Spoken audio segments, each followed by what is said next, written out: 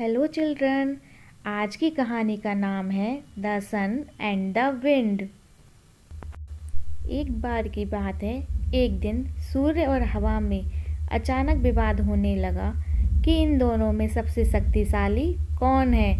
वायु बड़ी ही घमंडी और जिद्दी स्वभाव की थी।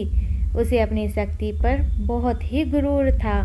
उसका मानना था कि यदि वह तेज गति से बहने लगे तो बड़े बड़े पेड़ पौधों को उखाड़ सकती है। इस बात पर सूर्य ने बड़े ही शांत तरीके से कहा, देखो, कभी भी अपने आप पर हमें घमंड नहीं करना चाहिए।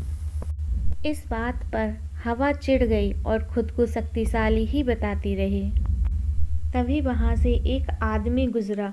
उस आदमी ने कोट पहना हुआ था। देखकर सूर्य के मन में एक योजना आई।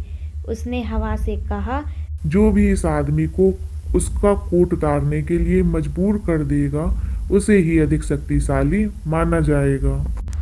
हवा ने बात मान ली और कहा, ठीक है, सबसे पहले मैं कोशिश करूंगी, तब तक तुम बादलों में छिप जाओ। सूर्य बादलों में छिप गया। फिर हवा बहने लगी। वह धीमे धीमे बहने लगी, लेकिन उस आदमी ने अपना कोट नहीं उतारा। फिर वह तेजी से बहने लगी।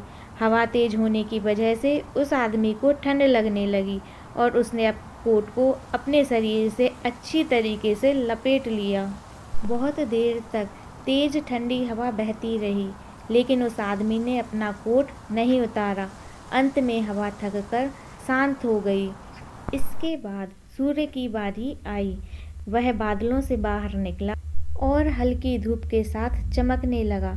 हल्की धूप होते ही उस व्यक्ति को ठंड के तापमान से थोड़ी राहत मिली, तो उसने अपना कोट ढीला कर दिया। इसके बाद सूर्य फिर तेजी से चमकने लगा और तेज धूप निकल आई। तेज धूप होते ही आदमी को गर्मी लगने लगी और उसने अपना कोट उतार दिया।